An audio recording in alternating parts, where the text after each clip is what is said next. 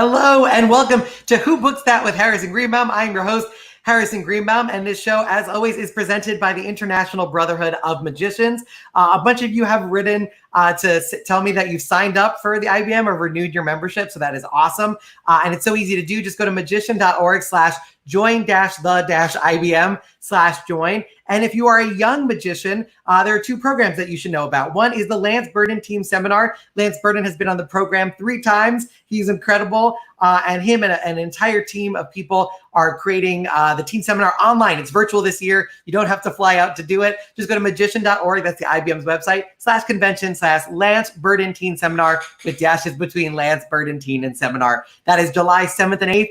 And if that is not enough, Tannen's Magic Camp, this will be my 20th year. It is also virtual and it is free. It is from July 13th to 17th. Go to Tannen's Magic Camp. If you're between ages 10 and 20, please sign up. The lineup is so good. I know you're going to want to sign up even if you are older than 20, but it is for kids only.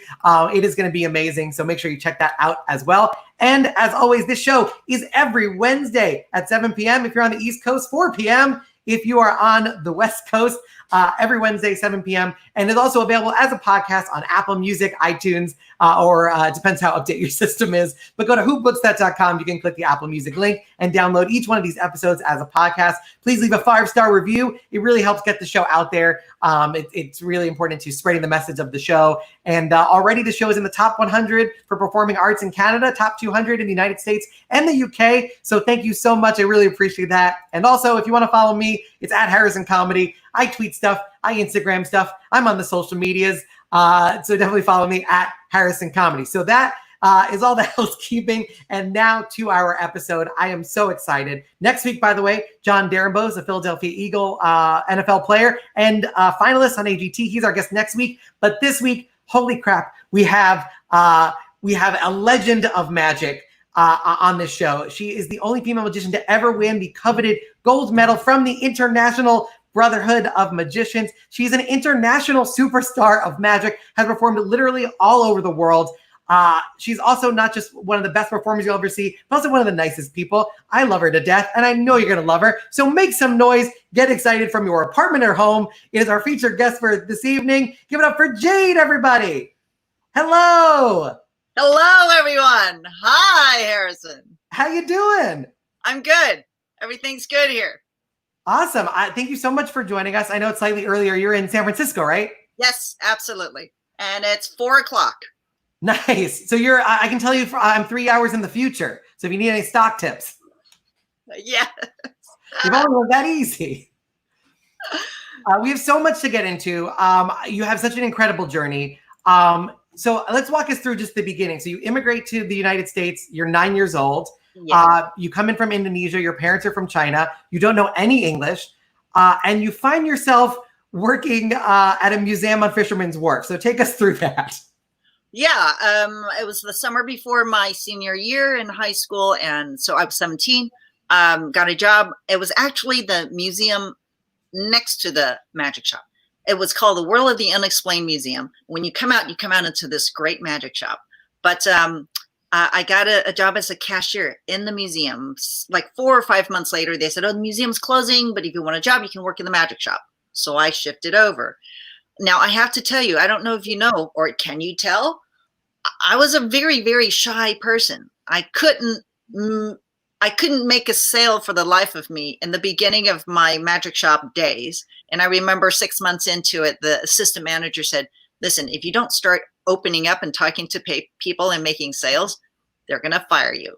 So I'm amazed they waited 6 months to tell you that. I know. How kind were they? They thought, maybe today she'll talk. And no. Did you have an interest in magic? Because at that point, I believe you didn't really know any magic when they hired you for a magic shop. That's right. So what happened was at the museum, before I was let go, they said, listen, if you want to go work in the magic shop, start practicing your magic tricks now at the till for the museum. So I did. So I could do the cups and balls, the ball and vase, nickels to dimes, all of those easy to do magic tricks. Sellers. They were so amazingly fun, I have to say. And I got hooked. But still, it was very difficult to talk to a stranger. People were coming in and I wouldn't talk to them. I wouldn't show them anything. I would just wait until they asked me, how much is this? And I would say $3.99 or whatever it is. But anyway, the threat of me losing my job made me open up. And I thought, you know, I'm at Fisherman's Wharf. I'm never going to see these people again. It's okay. That was like when I used to flyer for stage time outside of a theater in Times Square, and I get rejected by thousands of people. And I think that really helped a lot. That was just a sneak preview of the entertainment industry. But wait, were you ever shy? No, I was very loud. I started talking when I was very young, and I haven't shut up in 33 years. And we love you. So tell us how you got through. So you're working in the magic shop, you're learning magic. Did you immediately fall in love with magic, or is it something that as you were doing it, you're like, I'm really good at this? You know, I think everything, it just kind of fell into place, because I remember the first job offer outside of the magic shop was this man. He spent like 2 hours in the magic shop. I showed him everything that we had. And then he said, you know, I'm going to do a show for an elementary school show that I'm scheduled to do. But since you know how everything works, could I just hire you? And I thought, yeah, why not? So I went and did the show. The kids loved me. And I thought, you know what? I think I could do shows. I could do kids' magic shows. They love me. That was the beginning. So I started doing kids' birthday parties. And then when I did the kids' birthday parties, the parents would be there and they'll say, we have a corporate show. My company's having a Christmas party. Can you come and do that? You know how it goes, one after another. And the more interesting one is I became the assistant manager at the magic shop at some point, and I would get calls, people looking for magicians. And I remember the Marriott Hotel down at Fisherman's Wharf, they had a bar called Illusions. And they said, oh, we're called Illusions, and we are looking for a magician. Can you recommend anybody? And I said, I will send her over right now. You were your own agent. That's fantastic. I was there in 5 minutes. Got the job. Yeah, it was that's so good. Somebody actually already asked, and by the way, if you're watching the show, we can see all your comments, so please keep asking questions. Douglas said, is Jade the first in her family in magic? And I'll add on to that, because my dad's parents, my dad is a musician, his parents immigrated from Europe, and they would, there's a reason he's a real estate manager, I think, and not a musician. I don't think they would be as supportive to him as my dad is to me. How did they feel about you pursuing this career in magic? Well, I think that they always thought I was going to get a real job at some point, right? And it wasn't until I bought my first house in San Francisco. Then they stopped asking. That was it. That was the moment. House. Okay, no more talking. Had you already won the gold medal at that point? I did. I won the gold medal. I had a chance to perform internationally, and I traveled around a lot. And during one of those bouts, my dad had said, you know, you should look into buying a house in San Francisco. And I thought, oh, I cannot afford it. We looked around, and I actually found a house I really liked out in the San Francisco near Ocean Beach area, near Golden Gate Park. And lo and behold, the house was owned by somebody I worked with at the magic shop years ago. I didn't know that.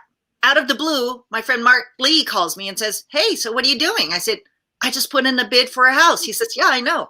I didn't hear him. I just kept saying, this house is amazing. And, you know, it's perfect. It feels great. He says, yeah, I know. I said, what do you mean you know? He says, I own the house. That's literal magic. Yeah. He says, you know, there are people that are offering more down payment than you, but I know you. I was only offering 10%. That's all the cash I had. And he said, I'm going to give it to you. Wow. So, you know, it just fell into place. It was meant to be. Yeah.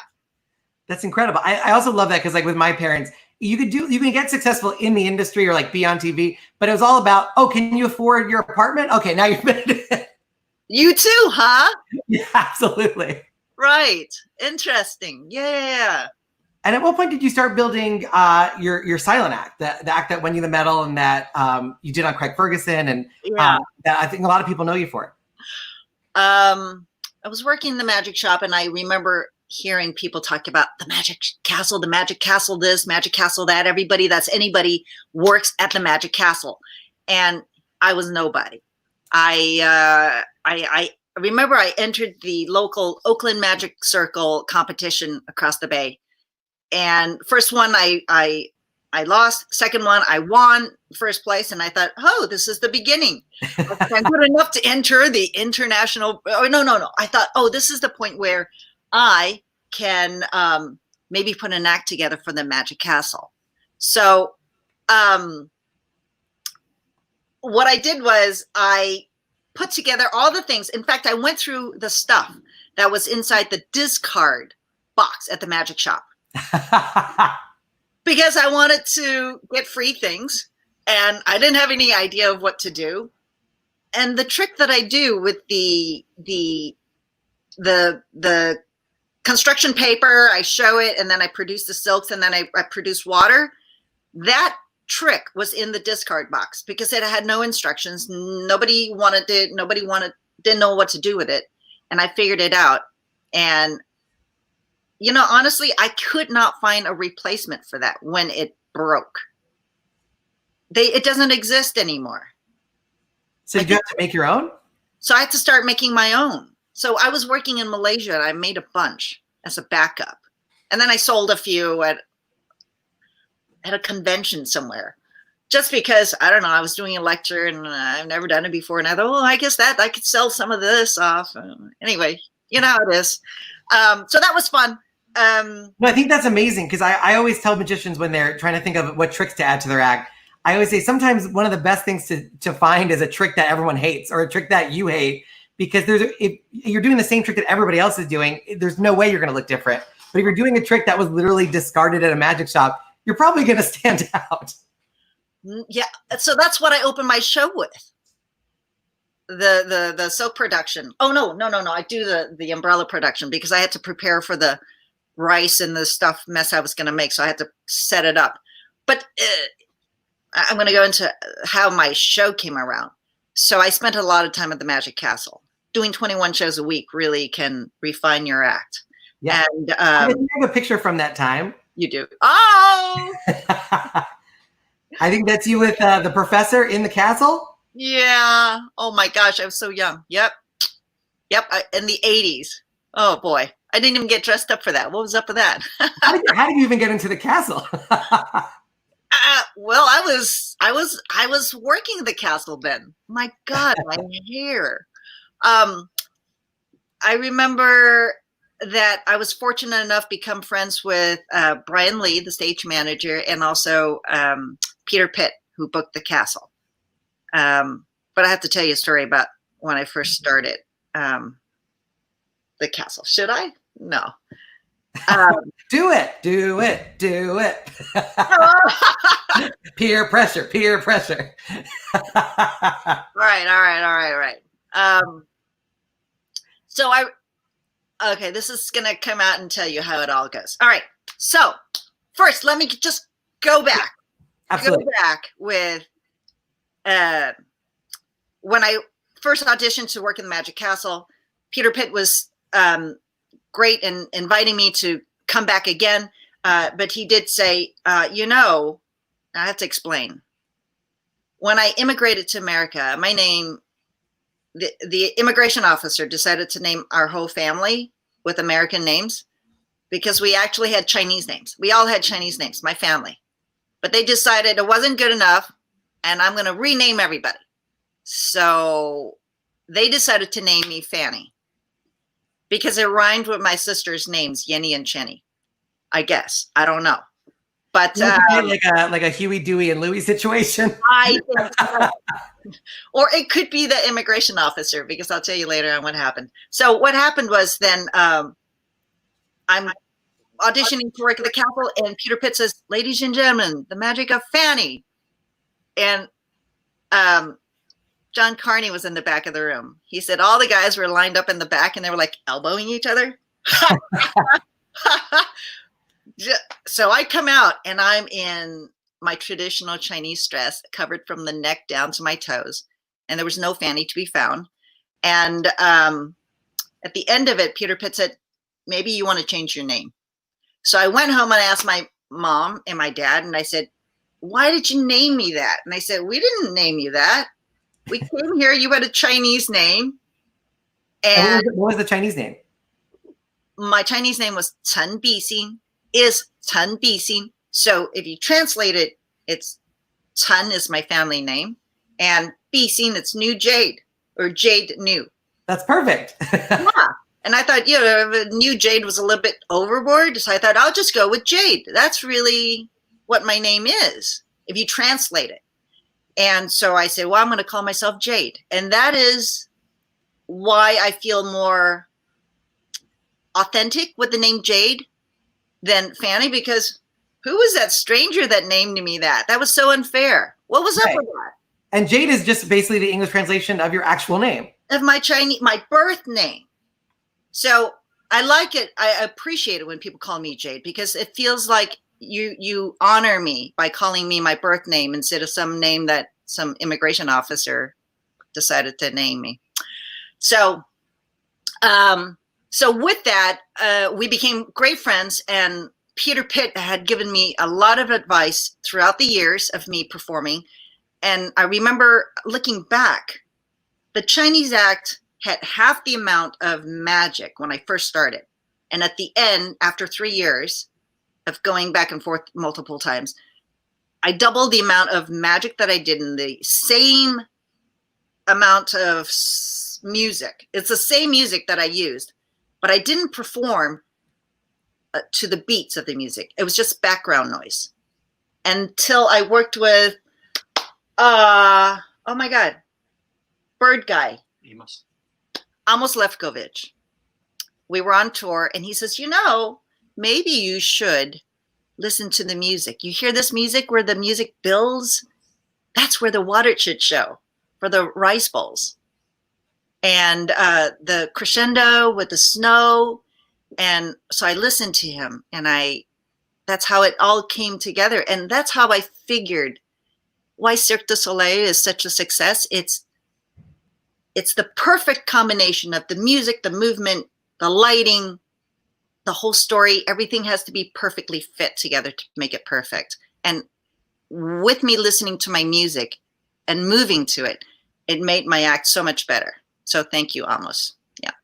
And you mentioned your music. I heard there's I think there's a trend of serendipity in that your house was bought from somebody that you happen to know, but the music also that you've been using this whole time, you kind of just discovered, right? I did. I went to a record store, secondhand record store, I bought so much music unknown. I was like, oh, it's Chinesey. Yeah, I'll buy it. I don't know. I'll bring it home. I'll play it. So this one happens to be a Chinese LP. Those LPs, remember LPs? Oh my God. I played it on my record player, and I recorded it onto a cassette. And it was perfect. So I used that for the longest time working at the Magic Castle. It was with a cassette. After a while, they said, maybe you should transfer it onto a CD. Right. So I did. And it's the same music I've been using ever since. It's been very serendipitous. The whole thing, my whole career path has been serendipitous, I think. I think your costume too, the one that you ended up landing on, is also like an interesting journey. Yes. That came from Corey Pollock, Channing Pollock's wife. That red dress was in a trunk that she had in her house. And she said, hey, if you're looking for costumes, there's a whole trunk full of Chinese costumes if you want to take a look at them. So I tried them all, and this red dress was the exact same size for me. Whoever wore that before me was my size exactly. So it was meant to be again. So that was my second outfit. The first one was a Japanese kimono, because I went to Chinatown. I thought, okay, I want to do this act, but I need a costume. I'm going to go to Chinatown and look for a Chinese costume. I couldn't find one that looked right or felt right, but I saw this beautiful wedding Japanese kimono. And of course I had to buy it. I bought it. And when I started performing with it, now when I practiced, I didn't have the jacket on. I just did my moves. Everything was great. Then I went to perform. The long sleeves were starting to knock things over on my table. And I realized, oh my God, what was I thinking? Not a good idea. So I dropped that, and Corey said, "You want to cut an outfit that fit me? $200. That's red silk with hand sewn sequins and beads." I try to duplicate that. I sent it to the Shanghai opera company over in Shanghai multiple times, 3 times. They couldn't duplicate it because they don't do the hand sewing anymore. It's all machine sewn. So the quality wasn't there, and it was so disappointing. I gave up after 3 tries. I feel like there's a couple of props in my act that I wish I bought duplicates of, because then you try to source it after this becomes the thing you rely on. And you're like, oh no, I have the only one. I know. But it was lucky because so now I wear a blue outfit that I also bought when I was in China. I don't know, Beijing, could have been Shanghai. And so I have 2 of those. Right. Oh, hey, you are so together. So that costume came from China, and I just put extra little sparkly things on it to make it stand out. So that was good. And one of the things that's interesting, I mean, your act is obviously authentically Chinese. You are Chinese. And some of the tricks were essentially white magicians adding an Asian flavor to their trick, the snowstorm in China, but then you reclaiming it and making it part of your authentic identity. I mean, how do you feel about some of these magicians who are Asian inspired, who are not actually Asian? Now, I would say they should find something else to do.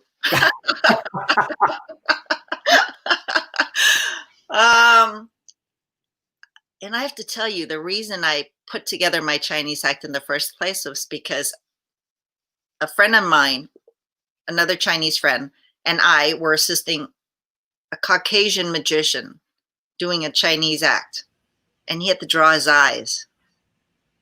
Yikes. Yeah. Yikes. Okay. So that's when I thought, hey, I'm Chinese. I could do that without drawing my eyes. I'm authentic. Right. So, it would be an actual reflection of who you are. Yeah, exactly. Which all art should be. Exactly.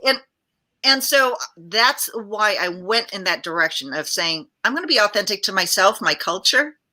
And on top of everything else, you have to know, because as an immigrant, it's very common for us to reject our culture, to try to assimilate into the new culture and make our culture non-existent. We embrace the new one to exist, to live, to assimilate as quickly as possible. So for the longest time, I rejected my culture. I didn't want to be Chinese. I didn't want to sound Chinese. So when I was young, I tried to learn my English with no accent because I didn't want to be prejudiced against. So I worked really, really hard through all of that. And it wasn't until I had to put an act together, I thought, I'm going to be a Chinese person doing a Chinese act. I had to embrace my culture again. And so I had to come back around to say, it's okay. It's okay that I'm Chinese. It's okay that my culture is okay and accepted. So I'm very thankful for that as well. And you were doing a silent act. So were there people who came backstage who just assumed you didn't speak English? All the time.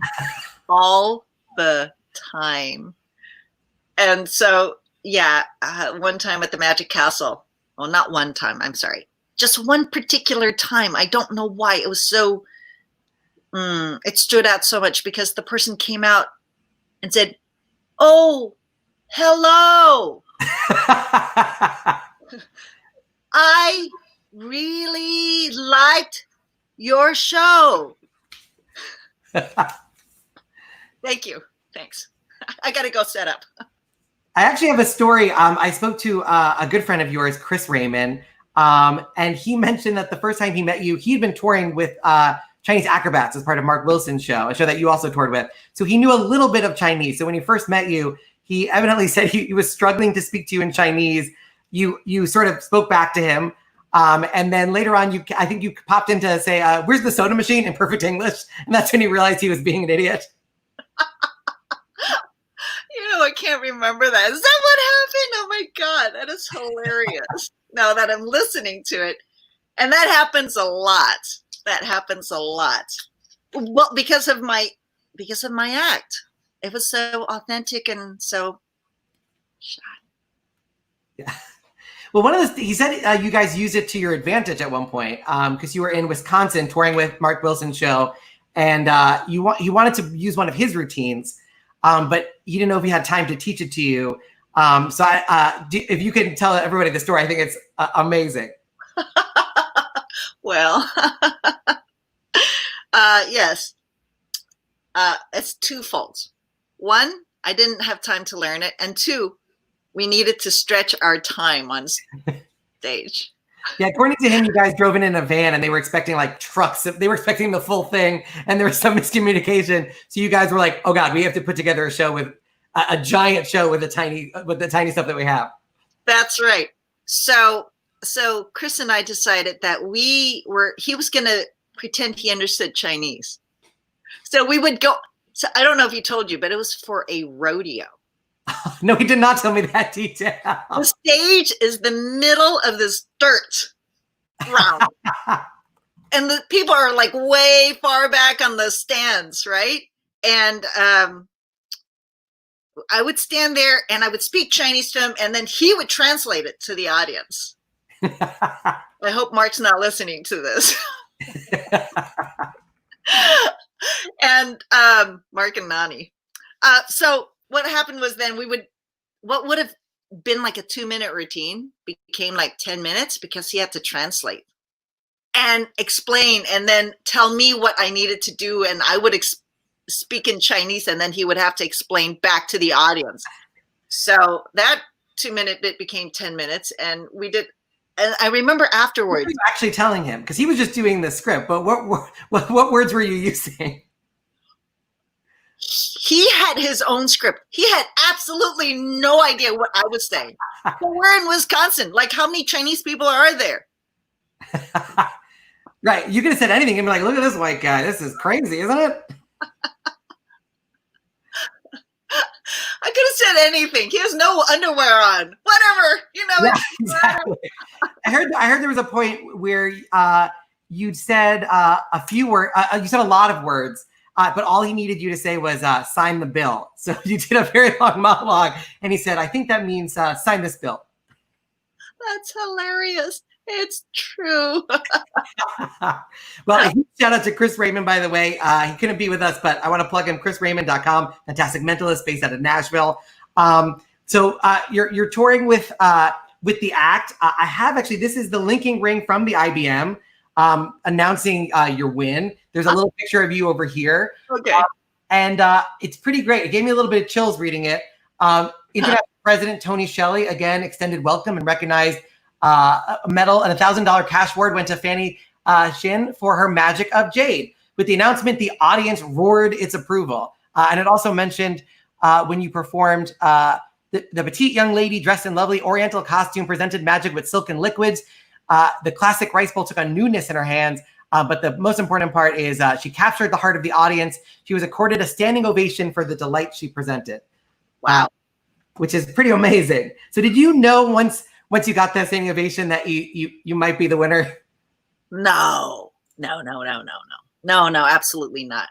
I just thought, oh, okay, because I really entered the IBM just to see where I stood with my peers. So it was a big surprise. Yeah.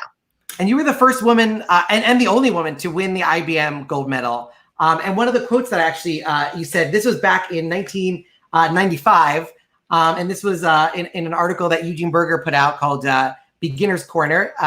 You had some really great tips. I highly recommend people dig through the archives and find it.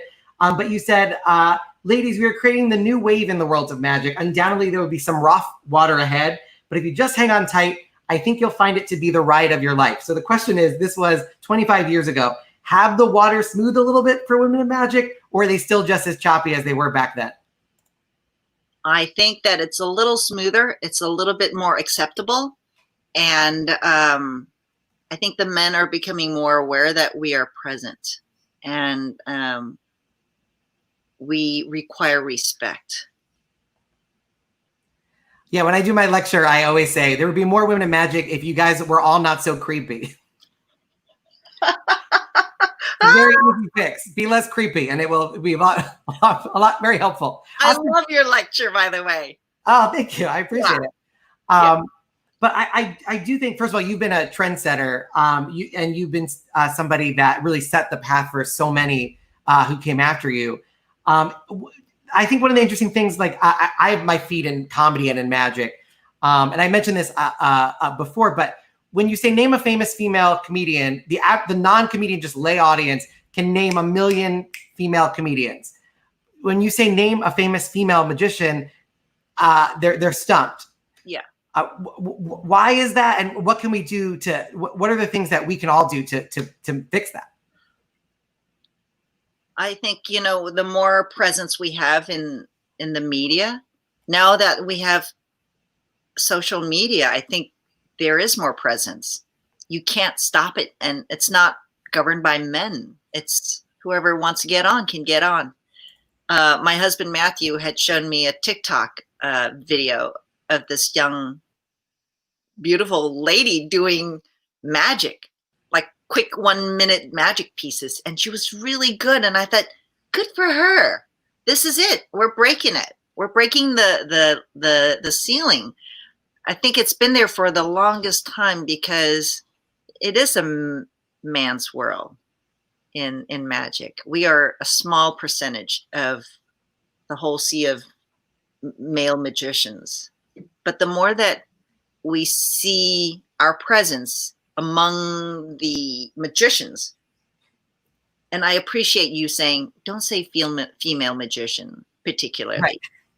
Thank you. Yeah, a female doctor. Nobody goes, oh, I have a great lady doctor. You'd be like, you mean a doctor? You have a great doctor? Exactly. I loved it when you said it. Right. And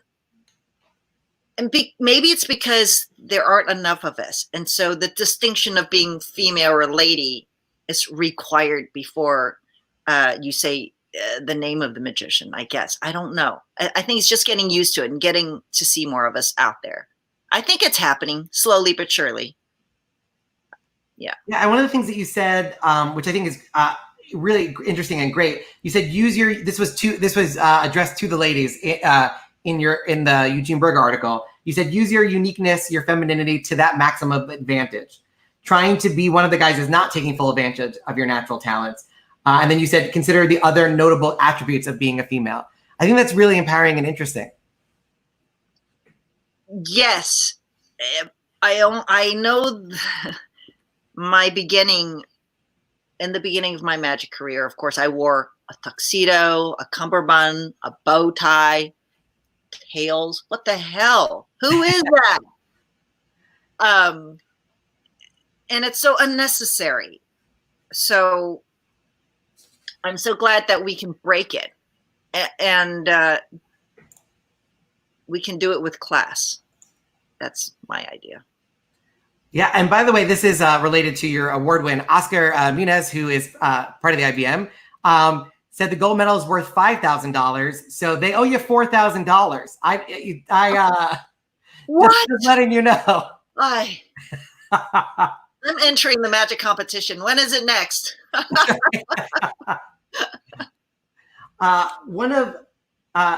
So this is talking about using your uniqueness and your femininity. You might be the only magician to ever utilize an unborn fetus in magic. You invented a trick called Womb Miracle. It was published in Genie. I would rather you tell it than me tell it because this is your invention. It's amazing. All right. So I was 8 months pregnant. And this guy said, I'm looking for a magician. We would love to have you at our, he put out a coffee book and he wanted a magician there. And I said, that's great, except I'm 8 months pregnant. And he said, that's perfect. I said, are you sure? Yes, please come. You would be a terrific addition to the party. I show up, nice house. I'm huge. And I thought, well, I really should address my belly instead of pick a card. like it doesn't exist. No, I'm just going to talk about my belly here. So I did a trick where somebody picked a card and we shuffled it, and then they would hold on to it. And as soon they would put down a card one at a time onto the table. I said, my baby, my unborn child has been practicing. I've been training her to know when your card is placed down. So if you feel a kick, I have them put their hand on my belly. If you feel a kick, I want you to stop, because that's going to be your card. And sure enough, there's a kick. And it's like, there's a kick. I said, okay, turn that card over. That's their chosen card. And I thought that was brilliant. And the baby was kicking then.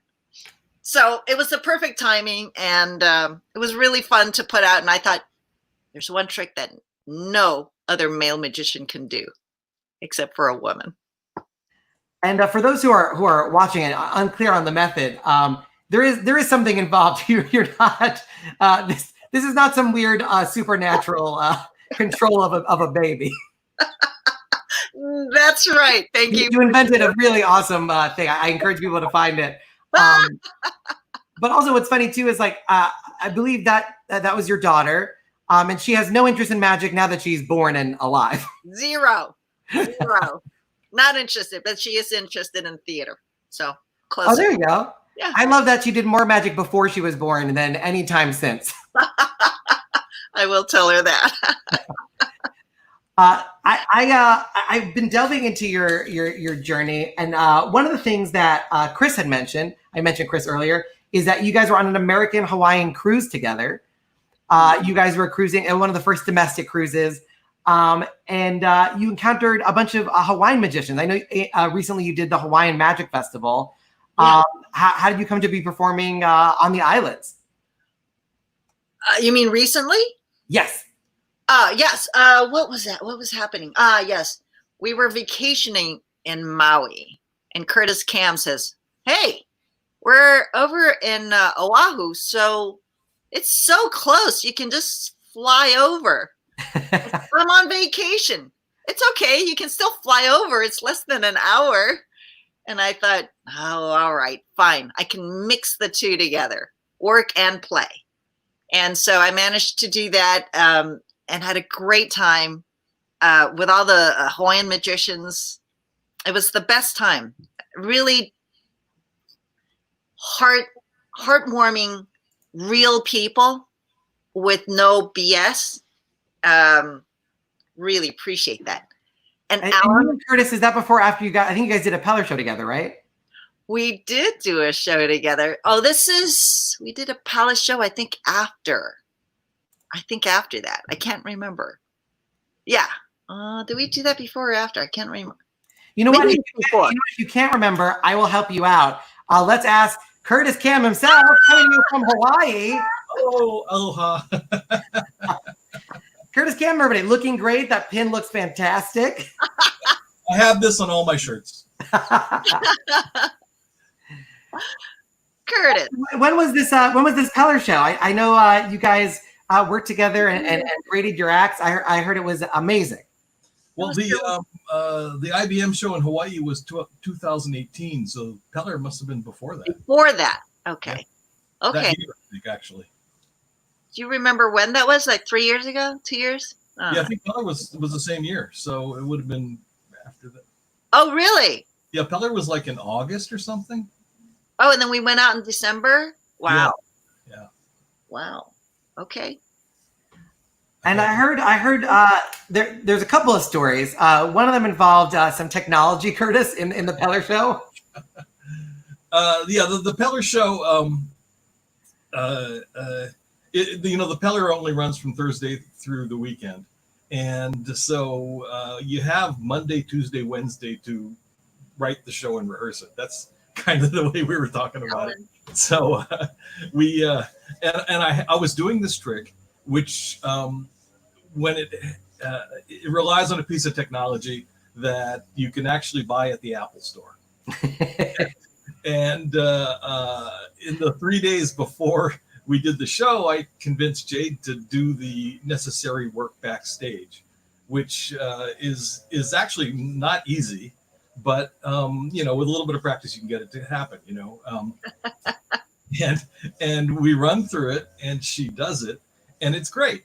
And she's a little nervous about it, but because just like anytime I'll do my own act and I'll take my own risks, but if someone else is counting on me to do something, it's like major pressure. And then in between the time that we rehearsed it and the time we started our run at the Peller, Apple decided to stop carrying that product in the Apple and that is terrible timing. Yeah, and they released an update. Damn you, Steve Jobs.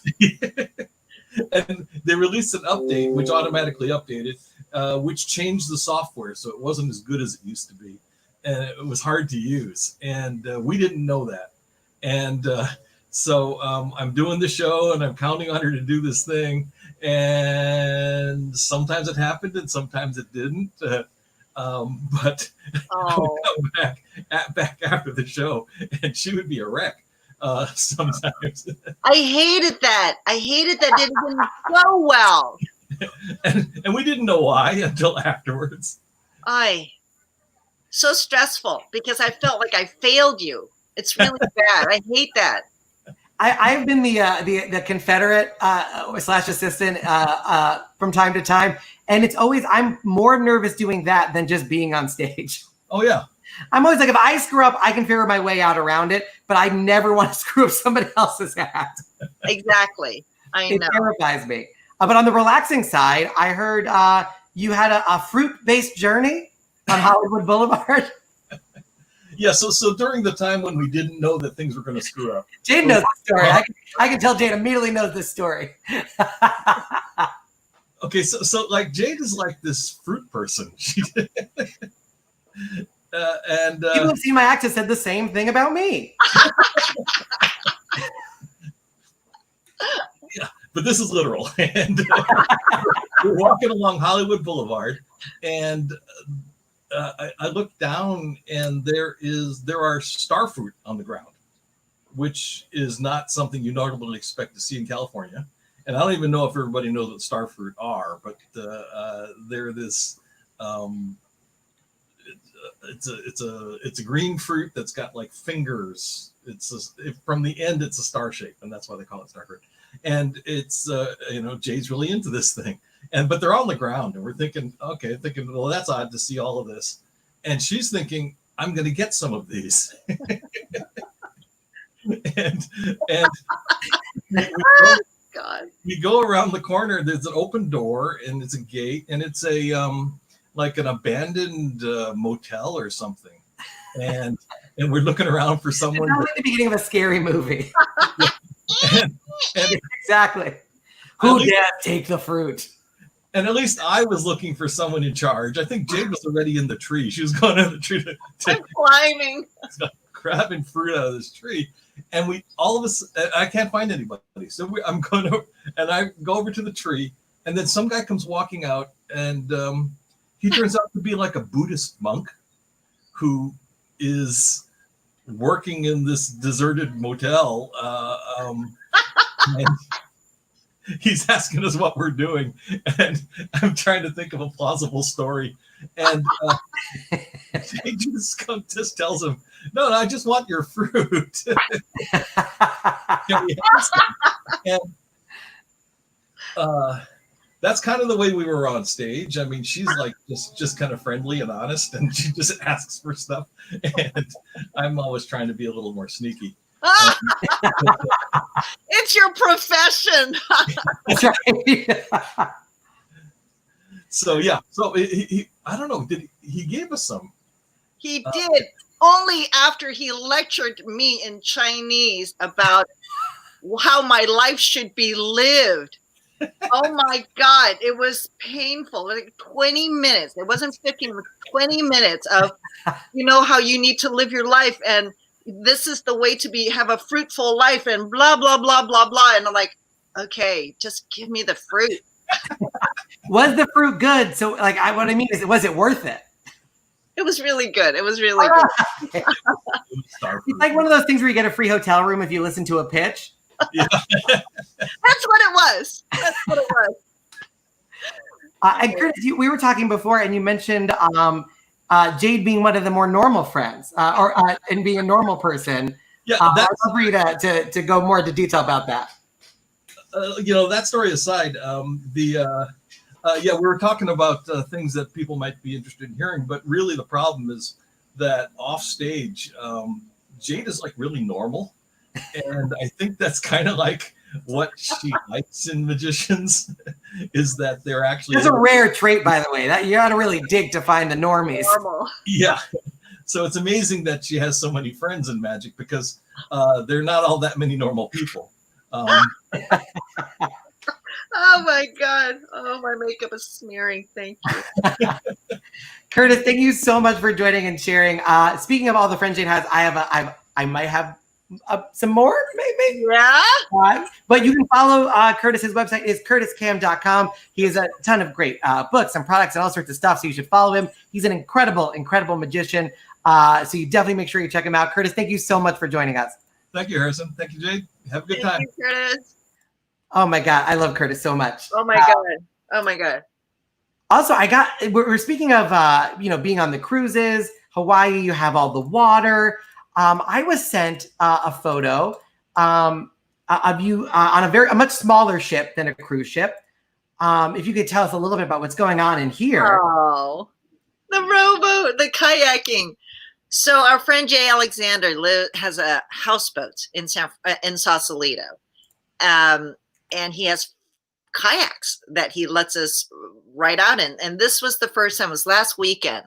My husband and I decided to go kayaking out in the bay near Sausalito. It was amazing because the water was quite calm, and we kayaked over to a house that had a duo, a guy playing a musical instrument and a guy singing, and it was the best. It was like Venice, and right in my backyard. So it was great. And as you mentioned, Jay Alexander was taking that photo, was with you. I remember him because as a kid, I had this CD, the Broderbund Learn the Art of Magic, which Alexander, which I still have somewhere in my childhood bedroom. And I would watch religiously, show all of the tricks. But why have just a photo of Jay Alexander when we could have Jay Alexander himself from his houseboat in the scene? Give it up for Jay Alexander, everybody. Hello. Hey, Jade. Hi. How's it going, Jay? Going great. And first off, I can't believe you had my CD-ROM, which I love that you did. 12-year-old Harrison is losing his mind right now. Oh, Which is always so funny when people say that to me because I was really young when I made it. So it's always like, wait, you're the same age as me. What are you talking about? But I was older than you, but it always is strange when people say that. Magic convention. I think it was Magic Live, and I forget who I was talking to, but all I do remember is you were coming down the escalator, and somebody goes, "Oh my God, that's the CD guy," and it was like the Beatles. He lost his mind. I was like, "Go talk to him. Yeah, you can say hi to him." And he's like, "I don't know if I can," and he was terrified because he was so starstruck. Oh my God. That is so funny. That's so great. Yeah, people don't realize it in the magic world, but it was one of like the biggest magic items for a long time, just because they sold 100,000 units of it.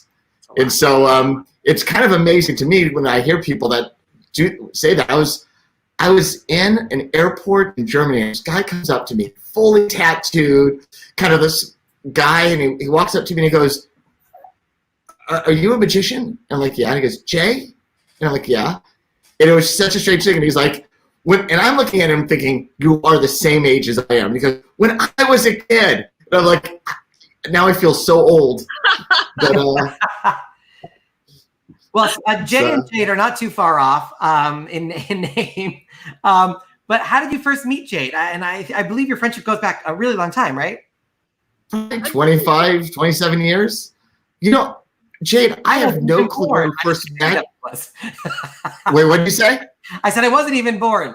I was. Yeah, I was. We worked at the same magic shop, but at a different place time. I worked right after she stopped working, at the World of the Unexplained Magic Shop. I got a job there. And then I don't know if you met through Lisa Minna, or I imagine, but I don't remember the first time we ever met. I just feel like I've known you always. I think it was through Lisa. Yeah. I think she mentioned you and said, I would bring us all together. I'm sure that's how we met up. Right. And that's from It's, the Fog City Magic Festival that Jay puts together. Yeah, I do. Christian Cadrigal and I put together, but yes, it's Too, And right? Christian, by the way, is in the house. A shout out to Christian, and he's sending claps. There you go. Yes. It's but yeah. So the Magic Festival is the festival that Christian and I produce every year in San Francisco, with the idea of just wanting to get magic out. The first reason we did it was people think of San Francisco or New York or some of these other cities, or not San Francisco, LA or New York as the magic cities. And we have a lot of incredible magicians in San Francisco. So we thought, let's start doing something that kind of showcases everybody and puts us all out there. And so we started producing this the festival, and Jade's one of the stars, 3-4 times, and I think of the 5 times we've done it. Maybe every time. I think you've been part of almost every one. Everyone. Yeah, and so she's. It was an honor. Yeah. And I dug up this picture. What's happening here? I see Jay. I see Jade. I think that's Nick Lewin. Yeah. Yes, Nick Lewin and Glenn Micheletti and Raphael Benatar. And I think that was at my old house. We had a party. Nick Lewin was in town. Just had a barbecue for Nick Lewin, and Raphael just happened to be in town. So I think that's what that was from. And Raphael's also a close friend, right, Jade? I think he stayed at your house a couple times. Did you get him on the? Of course I did. Let's hope he put the camera on. He's coming to you all the way from Spain. It's like 1 o'clock or 2 o'clock in the morning. God. There he is. Raphael Benatar, everybody. Raphael. Just happened to be passing by. Amigo. Oh, fantastic. Hello. Long time no see. Yeah, great to see you. Yeah. Looks like we're in one of those gatherings together with Jay. Yeah. Good to see you, Raphael. Hi. And Raphael, I hear every time you're in town, you stay with Jade. What is that like, staying with Jade and her family? It's nice because we don't make any special plan. I just join in the family. It's great with Matthew and the kids, Ethan and Tessa, and we just go along with life. We go do the shopping, eat Chinese for real. Buy box. I hear Jade does the cooking, and she's an incredible cook, is what I've heard from multiple people. Really? Yeah. Yeah, she's incredible. Oh, no, is my information bad? I can be a good chopper when they need me. Raphael is actually a very good cook as well, so he's always a welcome guest. Yeah, actually, this is Raphael outside of a restaurant called Jade's, unconnected. What? Did you send me that photo? I love that. Oh. It's the restaurant I opened last week. And nobody's coming too. Yeah. And Raphael, this is a fun picture. Also, what is going on in this photo? Oh my God. Oh, that was in San Jose, right? At your brother's house. I think I was working in Martinez, and you were going there, and we make it happen. We had an amazing Chinese dinner for real, and it was so much fun to meet the whole family. That's Jay's mother and the right there next to Raphael. Yes, it was so much fun, and then later I made an animation with that picture, and another I had of another take of the same, where it looks like people look a little more, and put some Chinese music to it. I did like a slideshow with 2 slides only. That picture, I know. I got a bit of knowledge out of just 2 pictures. It was very amazing. And one of the things I noticed, Jay and Jade and Raphael flew into this, but there seems to be this like very strong San Francisco magic community, and also one that is very welcoming to magicians like Raphael coming all the way over from Spain. Is that a good read? I'd say so. Don't you think, Kay? I think we have an incredibly strong community here. Where I think there's other places that have a lot more magicians. I think there's a lot of magicians here, but everyone's really willing to help each other out and make each other better. It's I don't think any of us really think of each other as competition as much as the further Jade goes, the further I'm going to go, and vice versa. Yeah, it's that's really nice. And I don't think I see that in many other cities, but this is the only one I live in. But Yeah. when I travel and talk to other people, it seems like there's a lot more of competition and everyone feeling like they're, that they are competition. And it's like, no, I want my friends to succeed, and give me their bad work, and I'll give them. And also to that end, you get to the next level. Let me have your crap gigs. Just give me gigs. That's right. But I want to plug your theater because you have a theater in San Francisco. It's the Maritime Magic Theater, SanFranciscoMagicTheater.com. Beautiful. I've been there. And I believe you do over 400 shows. I mean, probably not recently, but in other times, over 400 shows. Up until the pandemic, I did 400 shows a year there. 2 shows Thursday, Friday, Saturday, and 1 show Sunday, and then we do a couple private shows throughout the week as well. So it was a lot going from nonstop work to the ground. And I also want to plug Raphael as well. Raphael is doing some Zoom shows. He's doing a lot of really amazing content. So go to his website, raphaelbenatar.wix.com/magic. Make sure you check out Raphael Benatar as well. Guys, thank you so much for joining. Raphael is all the way. We actually have, this is the biggest spread. Curtis, wave if it's okay for me to put you on camera. Okay, he's buttoning up his shirt. This is why it's good to have the sneak preview. This is how you know I've been doing it long enough. Let's bring Curtis back because Curtis is it's 1 p.m. in Hawaii, or it's close to 2 p.m. in Hawaii now, and 2 a.m. in Spain. So we have a 12-hour spread of time zones. We are the International Brotherhood. That's right. And also, by the way, Curtis, somebody made a very smart comment, which was they were talking about the technical issues with one of your tricks and said Jade should have bought her daughter, who is a more reliable product when it comes to magic. Maybe before she's born, it's a more reliable method. But guys, thank you so much for joining. I really, really appreciate it. Thank you. And you guys are all incredible performers. Mwah. All right. Thank you very much. Thanks. Take care. Oh my gosh, a huge thanks to Curtis, to Raphael, and of course to Jay. And we were talking about your cooking a little bit, the food that you make. I know at least one other person who has sampled your cooking, and I'd like to bring her on as our final surprise guest. She's somebody who I love to death. I'm always honored that that she's a good friend of mine. Super talented. It's Carissa Hendricks, everybody. Hi, Carissa. Hi, how are you? Wow, your hair is so long now. Oh, yes, you can tell we've been in quarantine exactly this long. That's how much we've been in quarantine. Just sitting around growing hair. That's what I'm doing these days. How are you? I'm good. How are you? I'm so good. I miss you so much. You It is too. painful.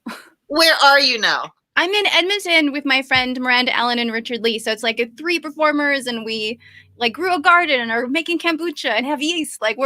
We've just fully hippied. We're complete hippies. You're not in Brooklyn. Are you sure you're in Canada? That sounds very much like you're in Brooklyn right now. I brought Brooklyn to Edmonton. That's what I did. Yeah. Okay. And we briefly mentioned Jade's cooking. I believe you have a story about it. Yeah. So Jade and I met doing the Women in Magic run at the Chicago Magic Lounge, and Jade and myself and Alba became just super close so quickly. It was the fastest I've ever bonded with any people in my entire life. That's us at the Chicago Contemporary Art Institute, I think. Yeah. And we just had such a good time. And so a few months later, I was gonna do this show for the Oakland Magic group. And I thought, Jay and I've been chatting. I was like, well, why don't I fly out early and stay late and just hang out with you? So I fly in. Jade picks me up at the airport. She carries all my luggage upstairs, just making dinner. And she made this you have that magic machine that cooks food, like the Brussels sprouts. Brava. The Brava Yeah. machine, yeah. Yeah, it was so good. And so I ate, but I'm like a little person and I hadn't eaten all day. And so I ate so much that like later that night at 2 a.m, Sassy? Brussels sprouts! I threw up. So I'm super Canadian and her house was beautiful and I'm a guest and your children are there. And so I'm like trying to throw up quietly. As quietly as possible. Tell me. Well, yeah, I told you the next morning, then you like drove me to get ginger ale. So we didn't know if it was like the flu or what. It ended up just being I overstuffed my face. And then so we drove to the gig. And then remember, I was so delirious the next morning, I'd forgotten my shoes. Remember, great story. Tell the story. So Jade is like, she's loaded me up on like ginger ale and granola because I have a show that night. I'm doing an hour for this stupid show, but they had requested what I refer to as the Mary Poppins Lucy Darling show, which is where I like strip back some of the sexiness. So I brought my gold dress, which is like a long floor length dress, and I had forgotten the shoes. Only you had delayed the throwing up until the show. That really would have undermined the sexiness. Right? Okay, I was wearing a dress in Ocarina. So the shoes like live with the blue dress, like the Pam Thompson dress. So I just didn't think about it because it was so like delirious the next morning from like 3 hours of throw up. Oh. So we drive and you don't live, it's quite a drive. So we get out there, we load up in the show, I'm unpacking, I build my set, everything is ready to go. And I realized we forgot my shoes. So Jade is Googling shoes and all we can find is this like shop for strip clubs. Like that's it. And so we drive there and all they have is like drag queen heels and like 8-inch clear pumps. And we're okay, that's not going to work. So I think we ended up going and buying these tan socks, which I still have. And I put on these little tan socks so that I didn't at least have toes peeking out in my dress. And I sort of crouched the whole show so my dress would cover my feet. And I did the whole show barefoot. I did an hour, like, and still pale from the night before. And like little delirious. She was brilliant. You never would have known she was sick as a dog the night before, honestly. It was so funny. It was so, but I just love like, no matter what happened, Jade was always in problem solving mode. She's like, you're not feeling well? No problem. We're getting ginger ale. You have no shoes? I'm Googling stuff. Get in the car. Like it was like, there was no time between like problem is identified and solution. It was just pro-solution. Like it just, it was so fun.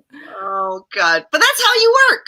That's also how I work. I just don't expect other people to like be even faster than like, oh, I haven't even caught up to where you are. My goodness. But it was so nice. And like the next day we just hung out and we went to your friend's house where he's got like a shrine to Greg Angela. Yes. Yeah. So cool. And by then I was fun and I had learned to, eat slow, even though it's delicious. I ate like that was my last meal. I don't know why I did that. Because the Brava machine is amazing. But also you had cooked it like the machine only cooks in like small batches. Yes. So you don't notice that you've eaten a whole batch and then you ate a whole nother batch. Like I just kept eating over 6 hours. All this food. It's like a 6-card repeat, but with your stomach and food. With Brussels sprouts. That's right. Brussels sprouts, yeah. And the first time you guys met, you guys were working together. That was the Chicago Magic Lounge.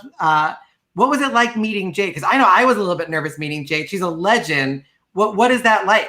It was terrifying. I'm so happy I had I had some notice. Oh my God, that show was so amazing. So the Chicago Magic Lounge did this Women in Magic show. It had sold out a month in advance. And this is the first year the Magic Lounge is around. And it's, Jade and myself and Alba and Paige Thompson and Joan Decor and Jeanette Andrews and Jan Rose and just like everybody. It's amazing. It's like an amazing team.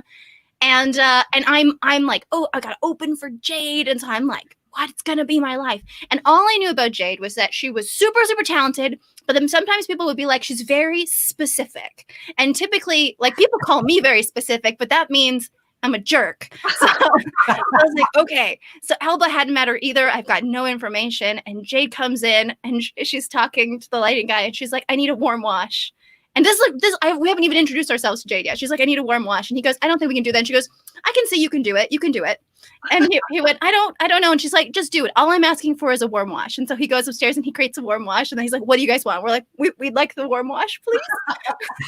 And like the lounge had never had a warm wash before that moment. And then like, as soon as the tech part had been done, Jade turned to us and was like, so what are we doing? And I'm like, wow, this is not at all what I expected. I expected like very, because your act is so precise and like specific and, perfect. And then you're just this like flamboyant, like generous, like easygoing person. And then for the rest of the week, the three of us just like raised hell. And then do you remember when we went to the improv show? So there are 3 lady improvisers on stage. And we're in the audience with Ben Barnes, and we're already like, I think maybe I was the only one that's drinking, but I'm having a good time. I don't care because I'm with my lady. Another way to see improv, by the way, other than drunk. I think that's the yes and. As soon as they offer you a drink, you have to be like, yes and. Right? It was so great. I know we're going to go for like the fancy pizza afterwards. I'm very food motivated. So it was like, yes. This is going to be great. And so the lady improvisers come on stage, there's 3 of them, and they go, all right, we're going to do a scene. Give us a profession. And like that, I just go, magician. So there are now 3 lady magicians in the audience, and there are now 3 very talented female improvisers on stage doing an act, doing like this is the craziest thing we can think of. That would be a lady man. And it's so accurate. The craziest thing they could think of was just like our exact lives. It was shocking. It was so, I remember for 3 weeks after that, I was like, I bet those people genuinely thought like we are imagining the craziest possible scenario. And we're like, no. That was Tuesday. Do you think they were just taking issues that they had as females in improv and just immediately applying them to magic? Yeah, all except for the girl who had the dead rabbit. Remember that she was like petting her rabbit the whole scene, and then at the end she was like, "This died a while ago." Like it was. I forgot that. That was so great. So great. I had such a good time with you. It was such a great week, and especially because I tour a lot, I don't get a chance to like do major bonding. So it was so nice to just be like, this is my life now. These are my ladies. Oh, it was an amazing week. And my first time meeting both of you. And I was so impressed with how genuine you both were and brilliant. And Carissa, you are so giving, she just loves to share everything. What do you need to know? I got it right here. What else? Can I print it out for you? The instructions? And make that with you. I think my mutilated parasol was broken. Yes. And she's like a super welder, fixer, super everything. And she's just, okay, this is what we do. We go to the hardware store. We get this and this and this. Okay, we get that. And let's do this. But it didn't work. We couldn't weld it. We ended up having to use a 2-part epoxy. Yeah, and you know what? I still have a problem with it. So well, you guys can connect later and fix it. Although I will say, I will never forget you and me in the bathroom of the Chicago Magic Lounge on the floor trying to solder your parasol back together 20 minutes before the show. Oh, so stressful. I had to get into my costume and I think my makeup was on, but so stressful. I hate that. Yeah. And Jade, also, I had heard that you make a lot of your own stuff, like your snowstorm, the tears. You actually make those yourself. Yeah. It's a pain in the butt. Oh my God. The dressing room was like a little Jade workshop sometimes. Like things would be laid out, drying, or be cutting things in the corner. And I have to have my space. Okay, don't put your stuff here because I have thread here. You can't do it. Don't touch. Don't get away. Oh, and there's a fun piece of trivia. When you're holding your paper and it rips, there's Chinese characters on it. Yeah. What does it say on that paper? That's my name in Chinese. It's torn. I'm sad. And then I restore it and I'm super happy. I love that. I love that it's your name too, because it adds like an emotional level to it that people don't know about. Exactly. Like, this is my paper. And my name. That's right. Yeah, well, and I think that that's kind of the theme. Well, we talked about this when we were hanging out, but that's sort of the theme of your work is so much about you exploring your own identity. Because in that act, you got to explore one side of yourself, and then you and I talked about how in like the thumb tire, when you do the costume change, you're also accepting like the American side of you. It's so interesting to see like that really is a theme that crosses through all of your work, and then to find out like this is my name, it's like, yeah, that makes perfect sense. Yeah. Right, exactly. Right. I know. I don't think many people know that it's my name. Oh, that's awesome. It's subconsciously. It's in. They know it's somewhere. Carissa, thank you so much for joining. I always love to see you. I want to make sure everybody's following you. It's Twitter and Instagram, Carissa Hendricks. Just one R, just one S, Carissa Hendricks. Yeah, my parents were real lazy. Very few letters. That's right. Blame your parents. SheZamPod.com, the wonderful podcast with Kayla Drescher. SheZam, SHEZAM, pod.com. I'm only spelling it out in case they're listening to this as a podcast. We have a great episode with Jade. Actually, we have 2 episodes with Jade. There's one that I did during that Women's Week, and then Kayla did a follow episode that's like phenomenal. You were actually our first double guest because we're obsessed with you. Oh my God, Carissa, thank you so much for joining us all the way from Canada. We had Canada, Spain, Hawaii, and pretty close to you. I think Jay is actually pretty close to you. Yeah. Thank you so much, Carissa. I love you. Mwah. Oh my gosh. This has been a phenomenal episode. We are not done yet because if you have any last minute questions, please throw them into the comments. And while we wait for those to get in there, I will ask you a couple more questions. One of the things that Carissa alluded to was the talking act. So you're quiet on stage, you're silent. One of the things that I read that was great is that even though you're not talking, it's a silent act, the character is speaking in Chinese. So are you actually thinking in Chinese at that point? Or is that just the character? Because the manip act is a mainland Chinese person, but the talking act is a different person. So walk us through the differences and how you've come up with a genius way of transitioning between the two. Right. And that all came about because in the 90s, early 90s, there was a Canadian tour that Chuck Jones, Chuck. There was a Canadian tour that I was booked to do. They said, do you have 20 minutes? I only had my Chinese act. That's 8 minutes. I said, yes, of course I do. And so they said, okay, we need 20 minutes. So I hung up the phone and I thought, shit, how am I going to get 20 minutes? I got 8 minutes. I don't have 3 more years to make another 8 minutes. So I think I have to get out of this dress.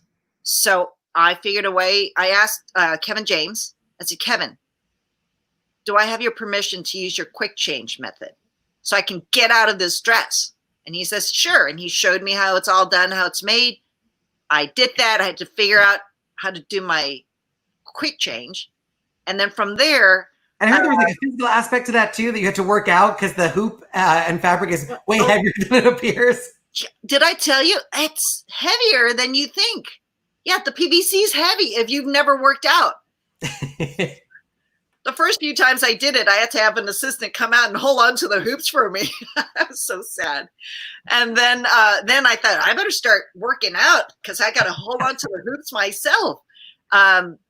With that, anyway, once I mastered it, I realized it was the perfect segue from the Chinese act into the Chinese person, which is really, when I perform it, it is the Jade that was really shy and very afraid and young. And that's a part of me I can associate with. That's truly me.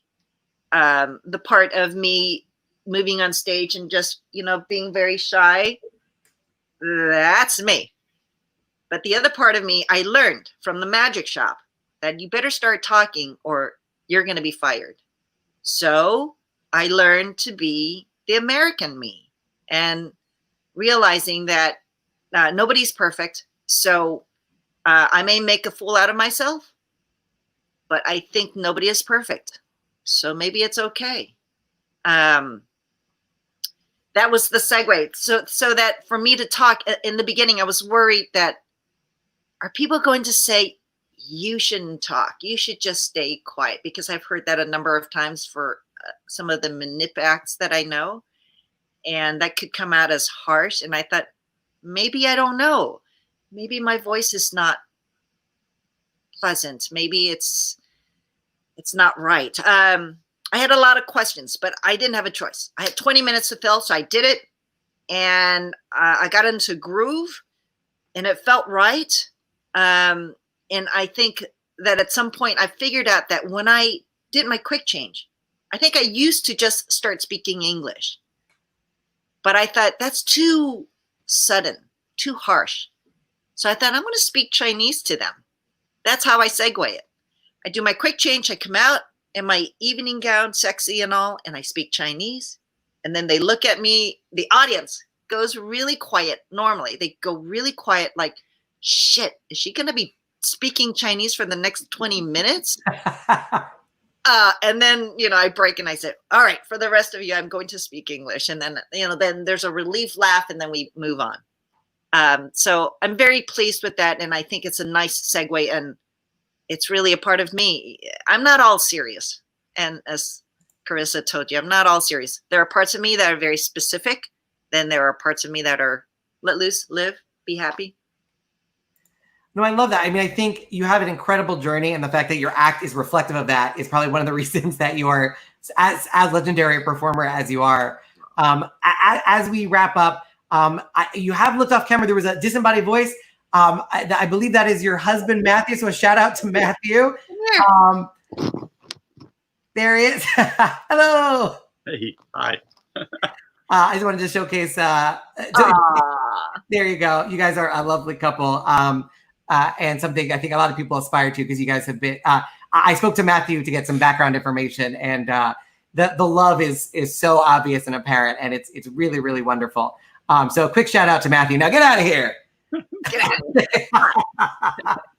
No, he's awesome. Thank you so much, Matthew.